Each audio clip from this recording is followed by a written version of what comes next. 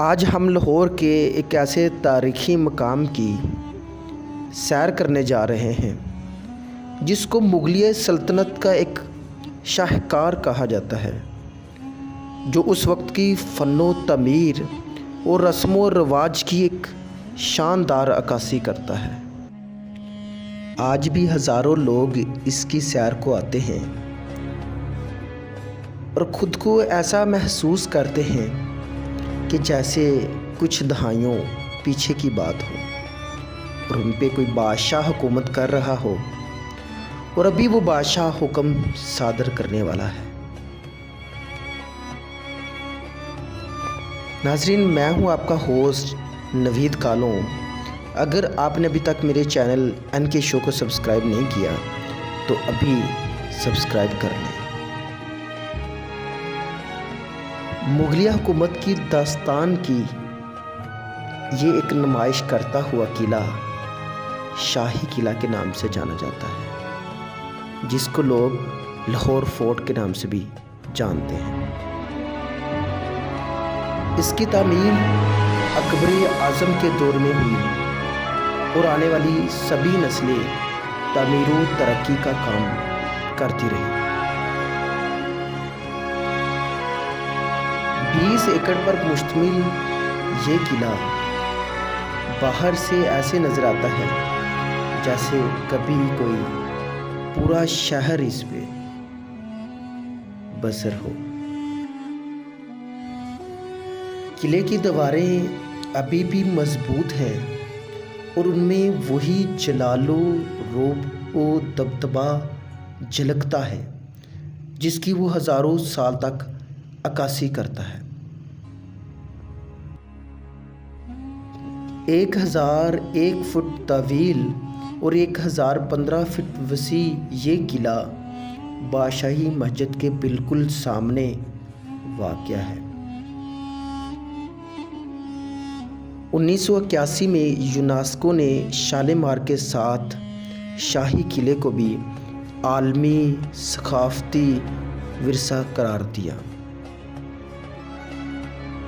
اس کے مشہور مقامات شیش محل، عالمگیری دروازہ، نولکھا، موتی مسجد شامل ہیں۔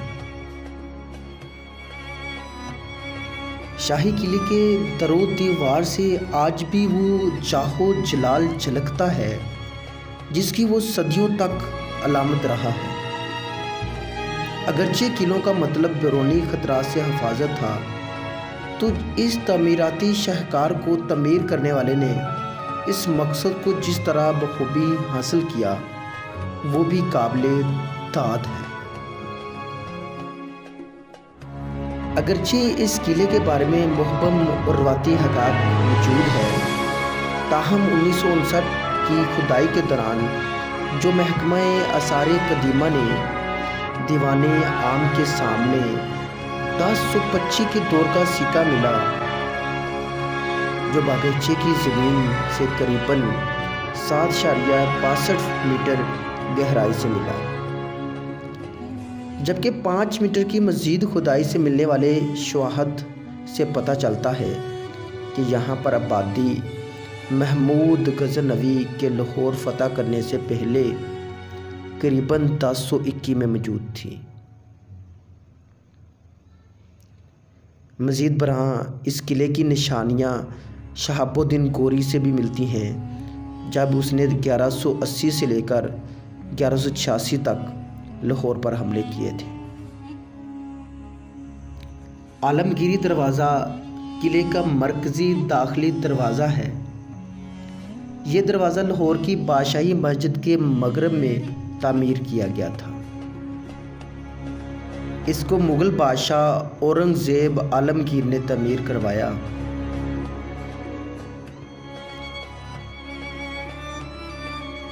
قلعے کے مرکزی دروازے کو انتہائی اونچا اور نہایت وسیع و عریض بنایا گیا تھا، جو خاص شاہی فوج کے ہاتھیوں کے گزرگاہ کے لیے بھی استعمال کیا جاتا تھا۔ حویلی مائی جندہ سکھ سلطنت کے آخری مہاراجہ دلیپ سنگھ کے عہد میں تعمیر ہوئی ابتدائی زمانہ کے باعث یہ حویلی موجود نہیں، اور اب اس کے مقام کا تعین کرنا بھی بہت مشکل ہے۔ یہ حویلی وہی مقام تھی جہاں پر مائی رانی چاند کور کو قتل کیا گیا تھا۔ محققین کے مطابق یہ وہی عمارت ہے جس میں سکھ سلطنت کے نوادرات رکھے گئے ہیں اور سکھ گیلری سے مشہور ہے۔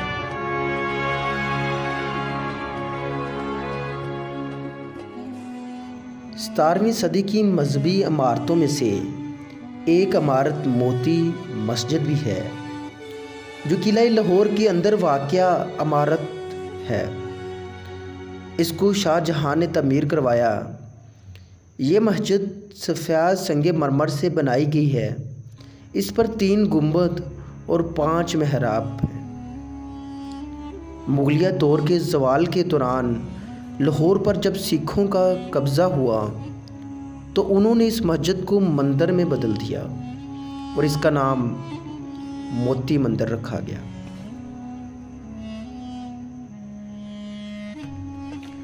رنجیت سنگھ نے جہاں پر خزانے رکھنے کا حکم دیا، لوٹ مار اور سالانہ واجبات کی وصول شدہ رقم یہاں پر رکھی جاتی تھی، اور پھر انگریز دور میں یہ مسجد مسلمانوں کے حوالے کر دی گئی۔ اس بات کا تعین کرنا کہ اس کی بنیاد کس نے اور کب رکھی کافی مشکل ہے، چونکہ یہ معلومات تاریخ کے اوراق میں دفن ہو چکی ہے، شاید ہمیشہ کے لیے۔ تاہم آثار قدیمہ کے کھدائی کے ملنے والے اشارات یہ پتہ چلاتے ہیں کہ یہ 1025 سے پہلے تعمیر کی گئی تھی۔ 1241 میں شاہی قلعہ منگولوں کے ہاتھوں تباہ ہوا۔ اس کے بعد 1266 میں سلطان ریاض الدین بلبل نے اسے دوبارہ تعمیر کروایا۔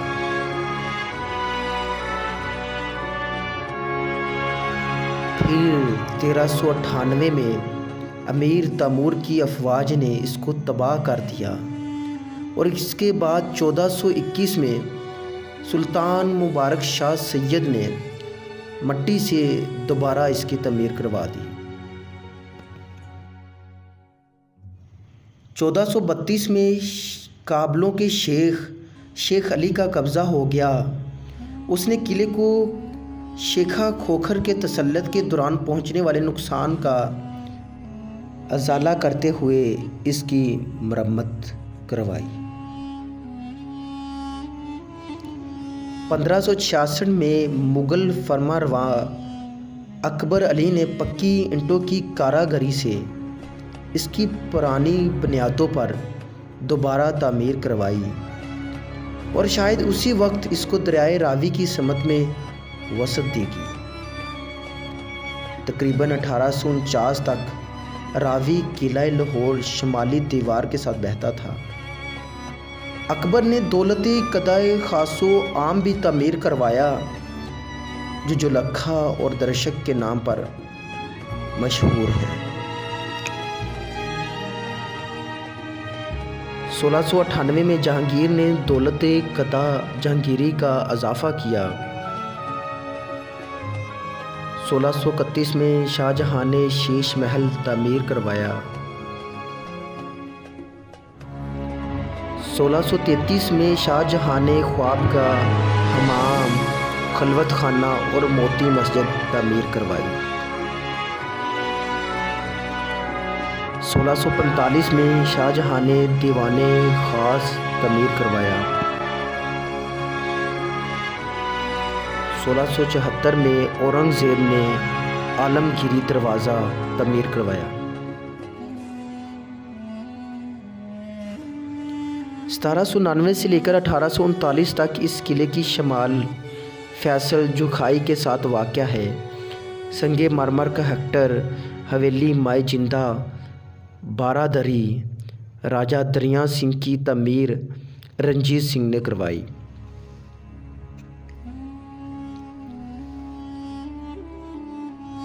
رنجیت سنگھ ایک سکھ حکمران تھا جو 1799 سے لے کر 1839 تک حاکم رہا۔ 1846 میں برطانیہ کا قبضہ ہوا اور اسے 1927 میں قلعہ جنوبی تحصیلوں کو محسن کرنے سے مضبوط حیثیت کو ختم کر کے اسے محکمہ آثار قدیمہ کو سونپ دیا گیا۔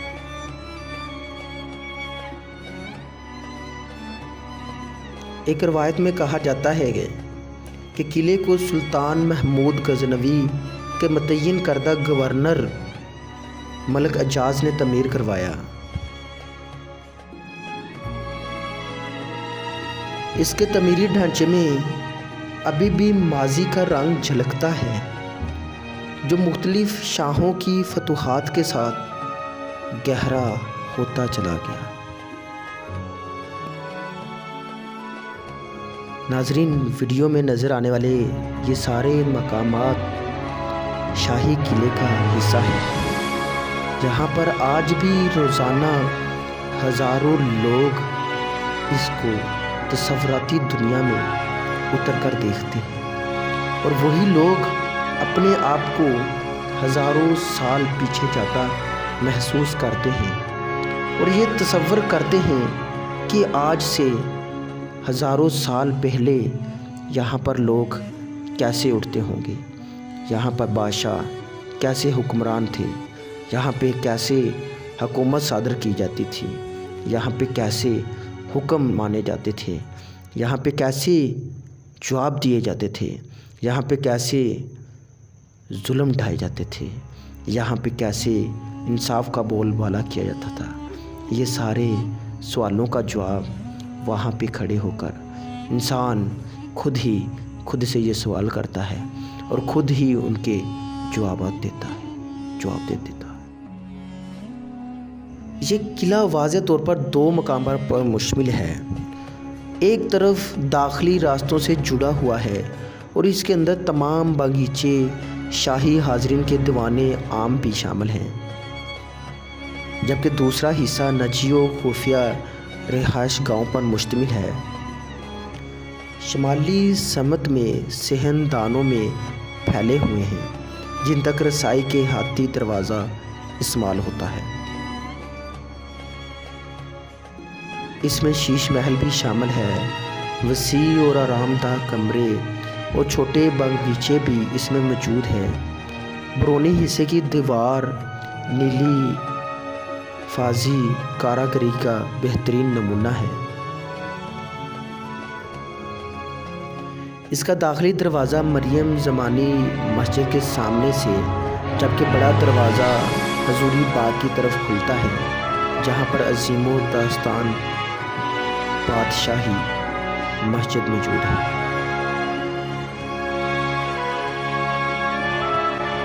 ناظرین، ویڈیو میں نظر آنے والے سارے مقامات بالکل حقیقت کا روپ ہے۔ اگر کوئی شاہی قلعے کی سیر کرنے کے لیے جاتا ہے تو اس کے در و دیوار میں کھو جاتا ہے اور خود کو ہزاروں سال پیچھے جاتا محسوس کرتا ہے، اور اس کی سوچ دنگ رہ جاتی ہے کہ آج سے ہزاروں سال پہلے بھی لوگوں کے فن و تعمیر کے اتنے ہنر موجود تھے جن کی کاراگری سے یہ سب ممکن ہوا۔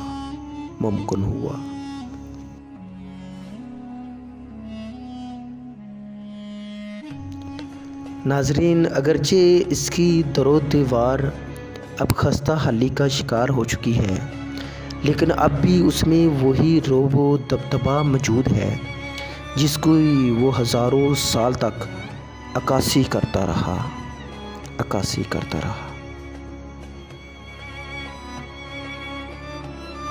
نہ جانے کتنے حکمران یہاں پہ آئے اور چلے گئے، نہ جانے کتنے لوگ یہاں پہ آئے اور چلے گئے، نہ جانے کتنے لوگوں نے کتنے دن یہاں پہ گزارے اور آخر مٹی کا ڈھیر ہو گئے، نہ جانے کتنے لوگوں کا سفر یہاں پہ اختتام ہوا، جانے کتنے لوگوں کو بھلا دیا گیا، نہ جانے کتنے لوگوں کو اور کتنے چہروں کو صرف یاد رکھا گیا، نہ جانے کن کن کو ظلم کی وجہ سے جان رکھا گیا، نہ جانے کس کو اس کی انصاف پرستی کی وجہ سے یاد رکھا گیا۔ ناظرین، ہم اس ویڈیو کا اختتام آپ کو سکھ گیلری کے ساتھ کرواتے ہیں۔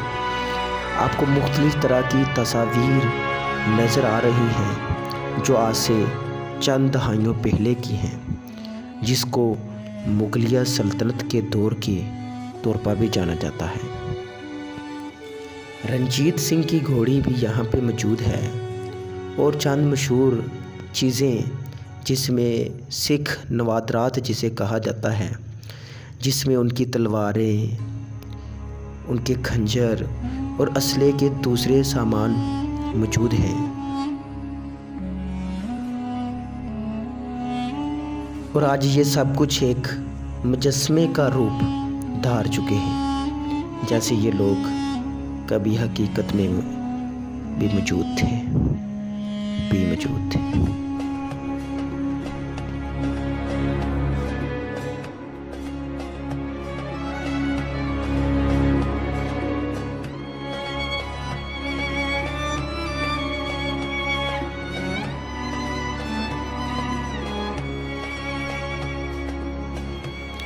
آپ سب کے قیمتی وقت کا بہت بہت شکریہ۔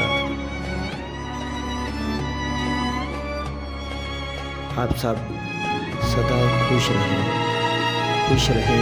آباد رہیں، چاہے دلی رہے یا حیدرآباد رہے،